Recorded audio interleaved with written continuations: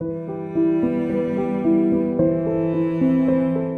বছর ধরে ক্যান্সারের সঙ্গে লড়াই করছেন উপস্থাপক ও অভিনেত্রী সামিয়া আফরিন। একবার ক্যান্সারকে জয় করে স্বাভাবিক জীবনে ফিরলেও এবার আবারও কঠিন পরীক্ষার মুখোমুখি তিনি। জানিয়েছেন 3 মাস আগে শরীরে দ্বিতীয়বারের মতো ম্যালিগন্যান্সি শনাক্ত হয়েছে। পরীক্ষার পর দ্রুত অস্ত্রোপচার করা হয়। চিকিৎসকরা জানান এটি হাই গ্রেড কার্সিনোমা। বর্তমানে কেমোথেরাপি নিচ্ছেন সামিয়া। আগেরবার ইমিউনোথেরাপির মাধ্যমে চিকিৎসা চললেও এবার অভিজ্ঞতাটা সম্পূর্ণ ভিন্ন বলে জানিয়েছেন তিনি। কেমোথেরাপির কারণে চুল পড়ে যেতে পারে। চিকিৎসকদের এমন সতর্কবার্তাও পেয়েছেন সামিয়া। তবে বিষয়টি নিয়ে ভেঙে না পড়ে বরং নিজেকে মানসিকভাবে প্রস্তুত করেছেন। চুল পড়ার আগেই নতুন হেয়ার কাট করে নিজের নতুন লুক উদযাপন করছেন তিনি। তার কাছে এই পরিবর্তন মেনে নেওয়াটাই এখন শক্ত থাকার অংশ। সুস্থ জীবন,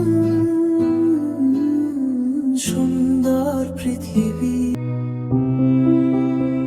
সামিয়া জানিয়েছেন ক্যান্সারের এই লড়াই কতটা কঠিন তা যারা এর মধ্য দিয়ে গেছেন তারাই সবচেয়ে ভালো বোঝেন। কঠিন সময় সবার ভালোবাসা ও দোয়া চেয়েছেন তিনি। এর আগে 2025 সালে নিজের ক্যান্সার জয়ের গল্প প্রকাশ করেছিলেন সামিয়া। চিকিৎসার পর ক্যান্সার আক্রান্তদের সহায়তায় একটি ফাউন্ডেশন নিয়েও কাজ শুরু করেন তিনি।